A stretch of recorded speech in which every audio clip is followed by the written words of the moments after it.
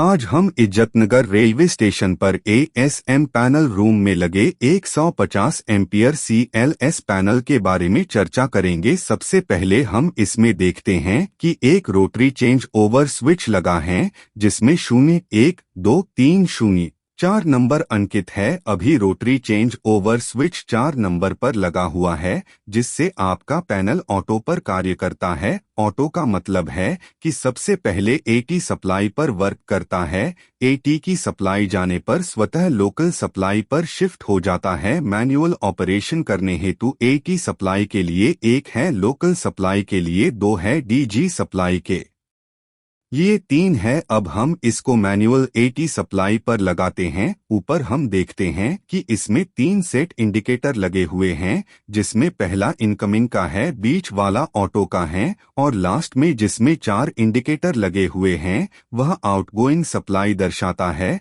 अब हम इसे मैनुअल ऐट पर लगाते हैं तो बीच वाला कोई इंडिकेटर जल नहीं रहा है जो यह दर्शाता है कि पैनल ऑटो पर कार्य नहीं कर रहा है, जबकि इनपुट के 2 इंडिकेटर एवं आउटपुट के इंडिकेटर जल रहे हैं जिससे यह पता चलता है कि सीएलएस पैनल से सप्लाई पास हो रही है। इसके बाद हम इसको लोकल सप्लाई पर लगाते हैं तब भी बीच का कोई इंडिकेटर नहीं जल रहा है, जबकि आउटगोइंग पर इंडिकेटर जल रहे हैं जो कि दर्शाता है कि सीएलएस पैनल सप्लाई पास कर रहा है। अब हम इसको ऑटो पर लगाते हैं तो बीच के इंडिकेटर सेट में एटी का इंडिकेटर जल रहा है। अब हम इसके बजर को बंद करते हैं। अब हम यह देखते हैं कि पैनल हमारा ऑटो पर कार्य कर रहा है या नहीं। इसमें इनकमिंग की 3 एमसीबी लगी हुई है जिसमें पहले वाली एमसीबी एटी सप्लाई की, दूसरी लोकल सप्लाई की,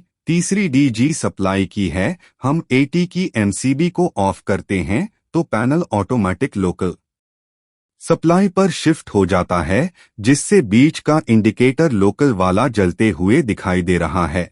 एटी सप्लाई का इंडिकेटर ऑफ हो गया है।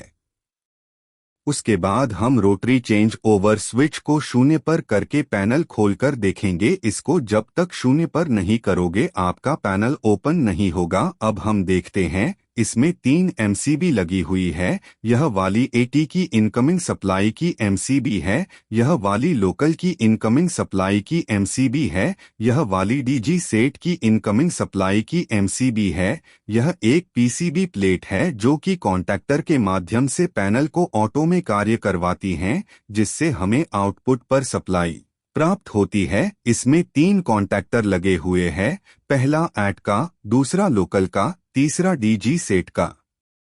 इसके आउटगोइंग में 2 एमसीबी लगी हुई है जिसमें एक एएसएम पैनल रूम की सप्लाई की एवं दूसरी आईपीएस रूम एव सिग्नल के उपकरण के लिए सप्लाई हेतु लगाई हुई है।